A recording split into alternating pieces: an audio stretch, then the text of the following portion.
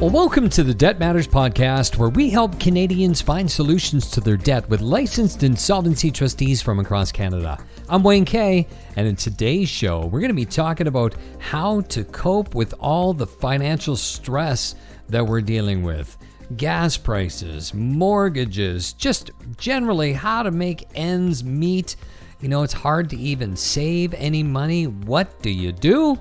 Well, my guest today, Francyne Myers from Allen Marshall & Associates, licensed insolvency trustee with offices in Alberta, New Brunswick, Nova Scotia, Prince Edward Island, and BC. She'll have some ideas. Francyne, thanks for being on the show today.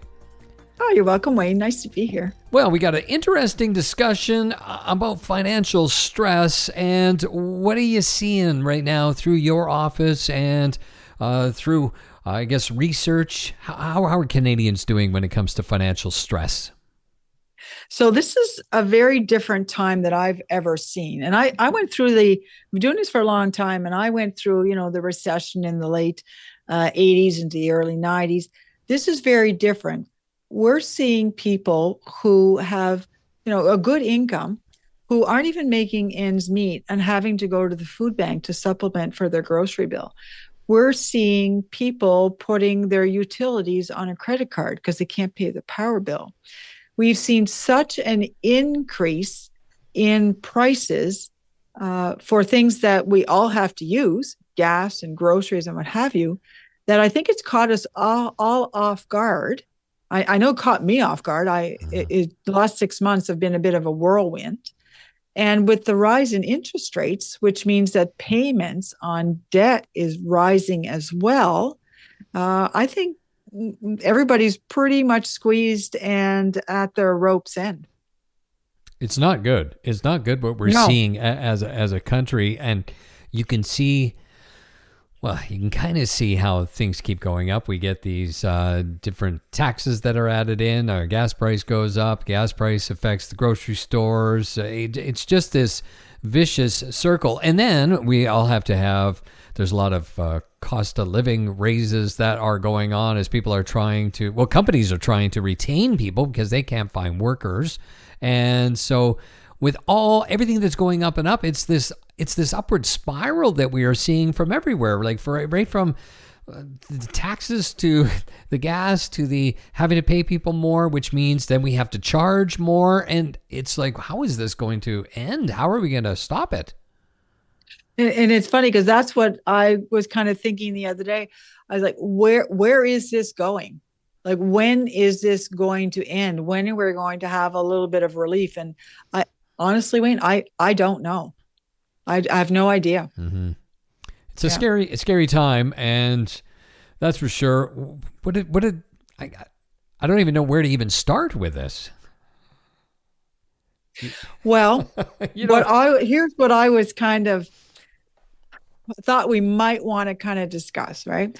Because, and it's to kind of give little ideas for people for the things they're kind of facing these days. Ideas of how they can really buckle down and save a bit of money, make ends meet, deal with the poor folk who are, have these mortgages renewing now. Well, right? Yeah, let's start with that. How is that for that's unbelievable. Yeah, because and it's funny because the conventional wisdom, how to save, how to do this, how to do that, I don't think that works anymore now. Really? Right. Okay. I think it's very, very different. Right. So, let's start with mortgages, because there's a lot of folks who are going to be facing renewals in the next little while. All those 5-year mortgages are coming due when the interest rates were so low 5 years ago. And even over the next, the next 3 years, there's going to be a lot of sticker shock when you go back to the bank. Right. Mm-hmm. So here's how I'll have to go on eventually as well. So here's how I'm kind of approaching. So and here's how I would advise someone: definitely have your goals in mind as to what you're going to be doing with your property if you're looking to renew, right? If you're going to be retiring in a few years, don't get a 5-year mortgage. Get your 3-year mortgage, because you don't want to hit with big penalties. If you're going to be in your home for a long time, then try and lock in, if you can, for as long as you can, as low a rate. and just being very, very careful. Now, the thing is, don't just take as well the renewal rate that your bank sends you that email. I'm sure we all get it. Hey, click here, you can renew your mortgage, right? Always go back to your bank and ask them to do something better than that, because they can. Mm-hmm. They absolutely can, right? You can also start, if you want to start thinking about it a little earlier on, you can start kind of shopping around at the different lenders and see what there is. Keep in mind, though, you will have to start to do that fairly early, because a mortgage application can be fairly complicated. That, the new lender will need information to do credit checks. And if your credit isn't good, you might be pretty much stuck with the lender you have. So that I just kind of throw out there. So you have to be very careful when it comes to your credit score. You can also go see a mortgage broker. Keep in mind as well, mortgage brokers only have access to certain lenders. They're not like, someone who can just look at everything and help you with all the different lenders. They're only tied into certain lenders. So you might want to speak with different brokers to see what different brokers can do for you. The key is really shopping around. So here's the kind of takeaway with that. Think of how long you're going to have the property, how long you're going to be in there, what your goals are with the property. Think of how much you could afford your mortgage going up. There's a lot of good mortgage calculators online. So just see what your wiggle room is, right? Don't forget to put in or factor in any property taxes. And make sure that when you're renegotiating mortgage, you find out if the lender also includes property taxes, because more and more they're not, right? So big shock, you think you're paying this and all of a sudden you're not, and then you get hit your property tax bill. So you're also going to have to save up for that. The other thing that I've run into lately, Wayne, and this is kind of related to mortgage, but it's not, but it's a good heads up. At least one bank I know reports a mortgage out of the line of credit on your credit report. What? Really? Yeah, not as a mortgage. So it looks like you got this huge credit card that's maxed out. Why would they do that? I've never heard of that. Bank of Montreal does it. Really? There it is. I don't know if other ones do it, but I know for a fact the Bank of Montreal does it. They put it on your credit report as a line of credit, which is your unsecured revolving debt is what we call it in my world. Mm-hmm. And it will drop your credit score continually every month, because the credit reporting agency, either Equifax or TransUnion, thinks that it's a big credit card essentially. Wow. That's maxed out almost. Yeah. So keep that in mind. Make sure you ask questions, because that can be an indirect effect which will affect you in the future. Yeah. Make sure they actually report it as a mortgage under the installment section, is where things like car loans should be, right? Yeah. So that's just kind of a tip when you're renegotiating mortgages, because I've seen banks doing that. I know specifically Bank of Montreal has done it. I think some other banks are doing it as well. There are actually mortgages that are lines of credit. They're like a bank account / line of credit. They will probably, and I'm not 100% on this, but you should, our listeners should check, they may report as a line of credit as well, which will not help your credit score. So you just got to keep an eye on everything there. Yeah. And I'm a shopper. I shop around for everything. I will do everything I can to save $1. And so to me, this is just common that I would always be investigating and checking out different options, so that when I go back to my bank to renew, I can say, here's what's going on. Here's the great offers I've had from other places, so that it can help me negotiate. It's a competitive market. Absolutely. And if they want your business, then they need to be competitive. So never agree to the first number that a bank gives you. Like you said, Wayne, shop around, see what somebody else can do for you. Now, there's families that are having a tough time with, just making ends meet. What do they do, especially when you have mortgages and food costs, et cetera? Let's talk about the families. Yeah. You know what's interesting about that? I mean, it's probably one of the most common things that people say, I can't make, because of course I'm a licensed insolvency trustee. I can't make ends meet. But when we sit down and actually start talking about their income and their expenses, most people, I'm going to say 9 out of 10 people, don't really know where their money is going. They don't know really how much they're spending on gas. They don't know how much they spend on coffee. They don't know how much they spend on groceries. They really do not have a really good handle on it.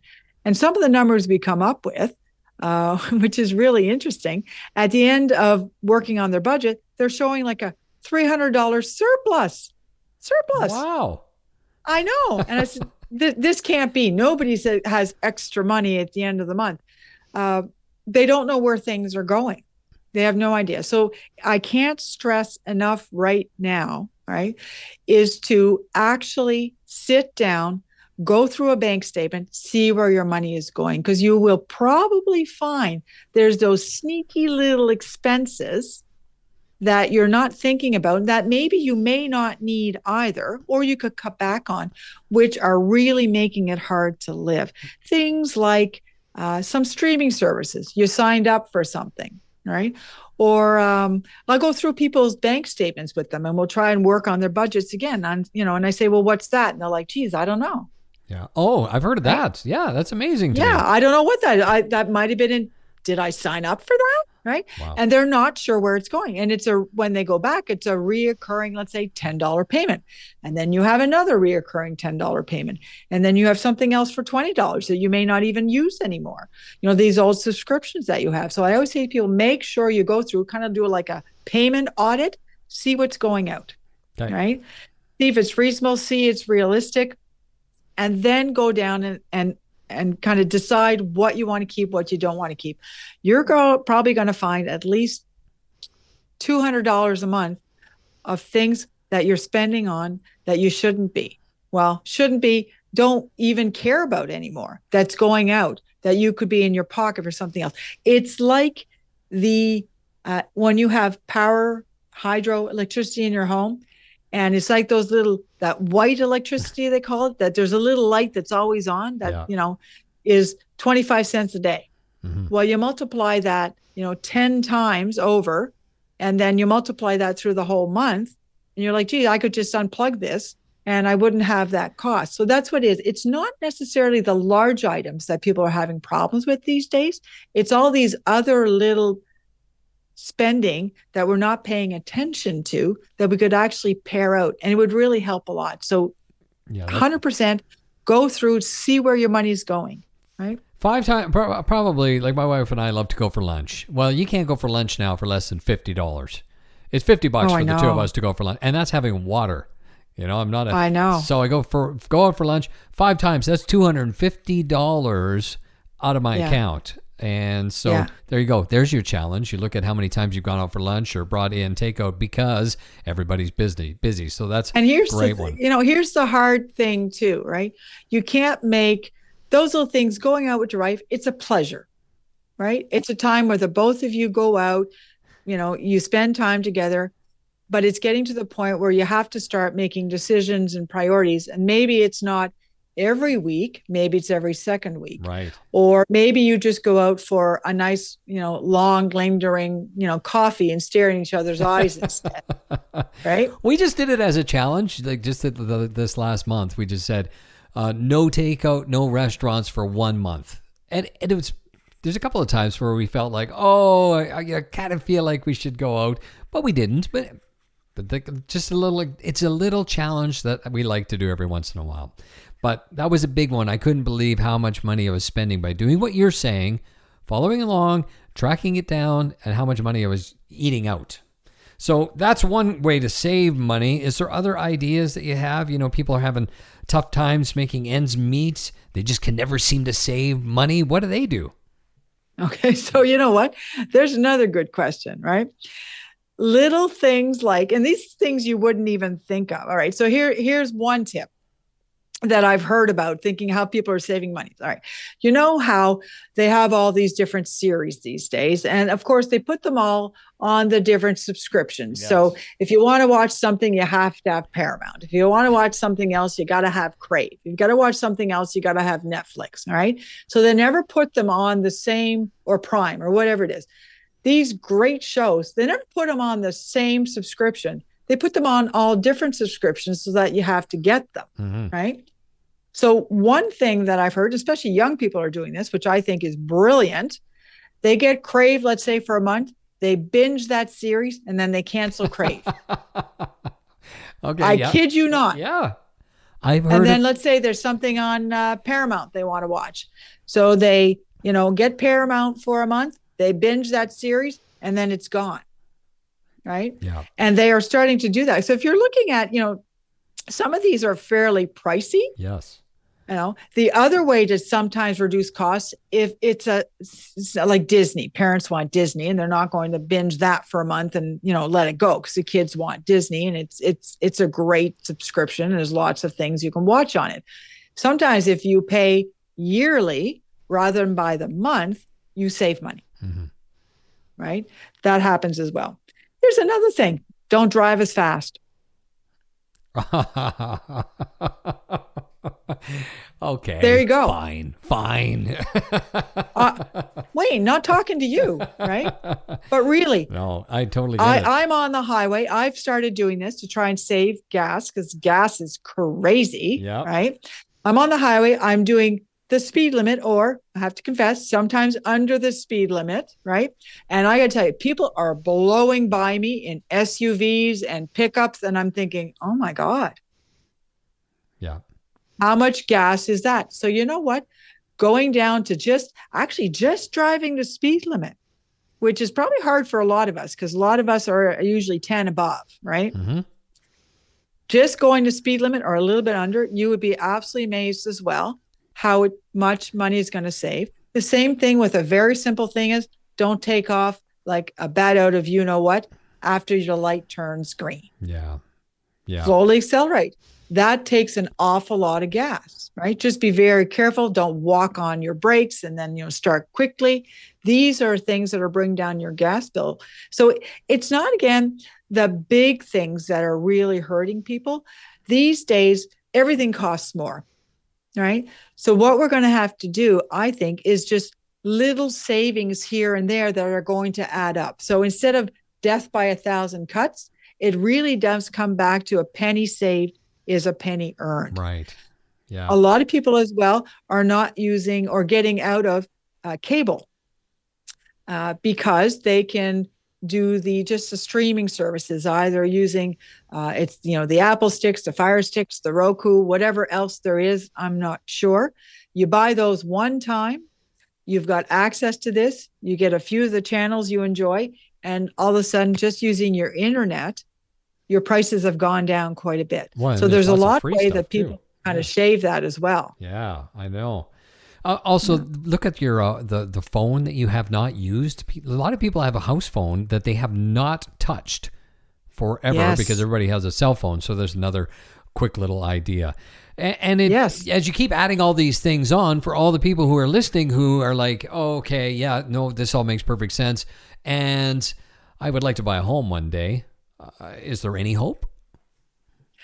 There is, but it is getting much harder, I must say, right? Mm-hmm. So the first thing I always say to people, work out. All right. So I hear a lot of people saying as well, oh yeah, I want to buy a house one day, but nobody seems to actually sit down and make that a priority, because houses, it's like saying I want to lose 10 pounds, but still, eating donuts. It doesn't work, Wayne. I tried it. It doesn't work. Right. Yeah. So you've got to sit down again, see where your money's going. If this is a priority, then you have to agree it's a priority and you have to work towards it. Right. Mm-hmm. I guess there's no other way I can say it. Right. You've got to make a plan. Home ownership these days is not going to fall into your lap. Right. Yeah. Now, there are actually a couple of government programs. One's been around for a long time. The other one's just starting on Monday. Really? Right. Okay. Really. All right. So you heard it here first. Well, not really, but they announced it last year at budget. So, it's just coming in now, which is great. Okay. The first one that people know about is your home buyers plan through an RRSP, right? Where you can put money into an RRSP, get a tax break on your taxes, obviously, and then use that money. You take out a fair chunk of it towards a house and slowly repay that money back in RRSP over 10 years, not get hit with a big tax debt. So that has helped a lot of people with a down payment, because they can take money out of the RRSP without getting this big ding of a tax burden in 1 year and slowly pay it back. And frankly, some people don't even pay it back. And the only thing that happens is you take whatever you would pay as taxes and you spread it out over 10 years. So either way, it's win-win. Okay. Right? It really does help. Okay. Right? Yep. This new program, right, is kind of a hybrid between an RRSP and a TFSA. Okay. It's called a tax-free first home savings account. Oh, okay. Yep. Yep. It's coming into force on Monday, right? And what you do, it is actually like a TFSA, right? But the money you put into it for a house, so it's not just a TFSA, it is a specific new registered plan, right? Savings plan. The money you put into it, you put in tax-free. Yes. Right? Yep. So you don't pay. So it's like an RRSP that way. Really? Oh, yeah. I love that idea. Another great one. Exactly. Right. So it is a savings account, right? And you can put in up to $40,000 and you still get this tax break. It's tax free. Yeah. Right. Over a 5-year period with a maximum of $8,000 a year. Now, $8,000 a year is still a lot of money. So I think most people, would be like, okay, 8,000 is a lot. So, I mean, if you only put in 4,000, well, you can save up to $40,000 if you want. Right. Yeah. Wow. And okay. And what is it called again? It's called let me get the acronym. Tax-free first home savings account. And it's meant for first-time homeowners. But you know what?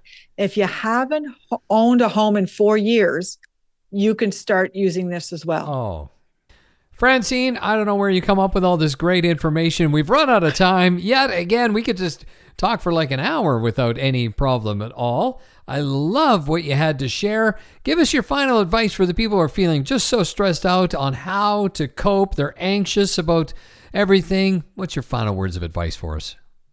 You're not alone. Reach out to people. Even though social media, everybody's doing great, or everybody looks like they're doing great. Listen, there's anxiety. People there's loneliness. You're not alone. Reach out to friends, reach out to family, have a cup of coffee with someone, put your phone down and actually talk. That's the best advice you could share. Francyne, always a pleasure. Thank you so much for your time and being on the show. You're welcome. Thanks, Wayne. My guest today, Francyne Myers. You can learn more or schedule a free consultation with Alan Marshall and Associates, licensed insolvency trustee, through their website, wecanhelp.ca. Wecanhelp.ca. So if you're struggling, don't know what to do, in financial trouble, and you've got questions, it is a free consultation, wecanhelp.ca. And that is it for today's Debt Matters podcast. Make sure you subscribe wherever you get your favorite podcast from. And of course, for more information, you can always check out debtmatters.ca. Thanks for listening.